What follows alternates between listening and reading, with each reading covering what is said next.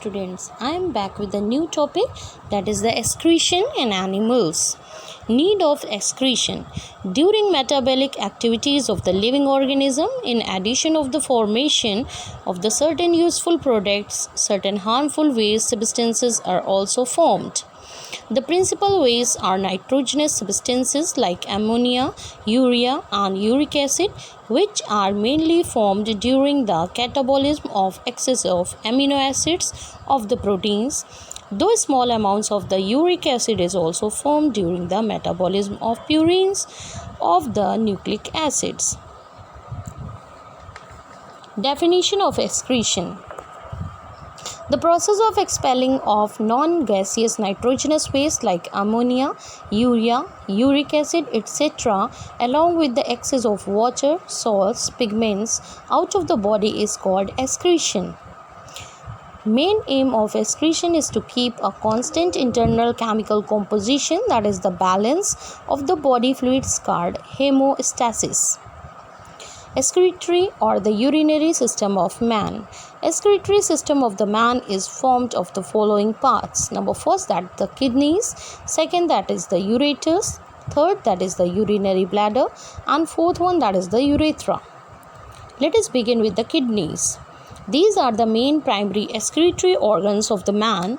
These are one pair of the large size reddish brown colored and bean shaped structures present in the upper part of the abdomen along dorsal body wall, one on the either side of the vertebral column. Concavity of the kidneys, called the hilum, is always inward directed. Kidneys are asymmetrical in the position and right kidney is being slightly lower in the position. Second one, that is the ureters. These are a pair of long, narrow, thin-walled and tubular structures which start from the hilum of the kidneys, run downward and open in the urinary bladder. These conduct the urine from the kidneys to the urinary bladder by peristalsis. Third one, that is the urinary bladder. It is a thin-walled, elastic, pear-shaped and it is in the lower part of the abdomen. It temporarily stores the urine until the increase in the pressure and urge of the expelling. Its wall is lined with smooth involuntary muscles. Fourth one, that is the urethra.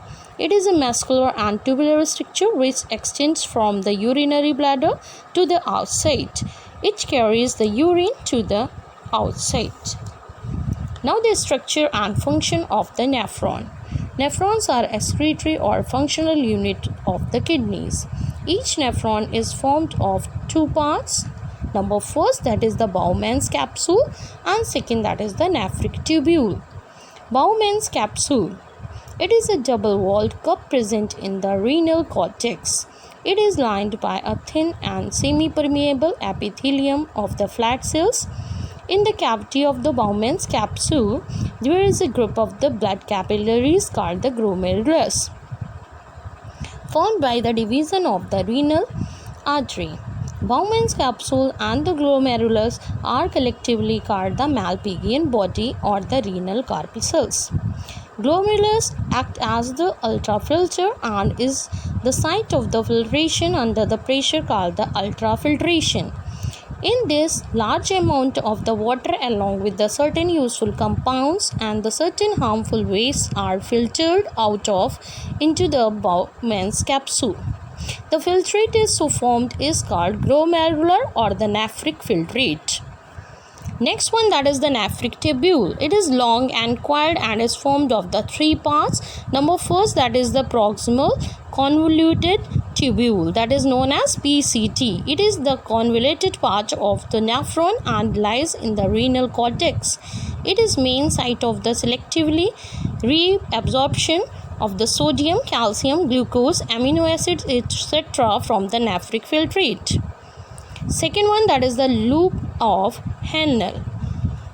It is a U-shaped tubular structure present in the renal medulla. It is formed of the two limbs, thin-walled descending limb and the thick-walled, that is ascending limb. Third one, that is the distal convoluted tubule, that is also known as DCT. It is a convoluted part and lies in the renal cortex. It opens in the collecting tubule. Most of the water from the nephric filtrate is reabsorbed through the wall of the DCT and collecting tubules.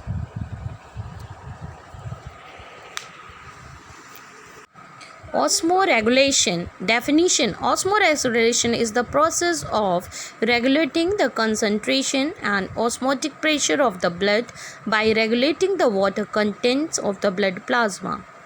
Secondly, during reduced water amount in the body fluid. Reduced osmotic pressure of the blood further goes for the detection of the osmoreceptors present in the hypothalamus of the brain. Then after pituitary gland inhibition, the next is ADH secretion reduced. That means antidiuretic hormone is that secretion is reduced. Then after the next process is the water permeability of the DCT, that is distal convoluted tubule and collecting tubules decreased. The next is dilute, that is the hypotonic urine, more volume. The next is osmotic pressure rises to normal. Reverse occurs when there is the increase of osmotic pressure of the blood. In the next topic, I will cover hemodialysis, that is the artificial kidney. So students, please stay tuned for the next video. Thank you.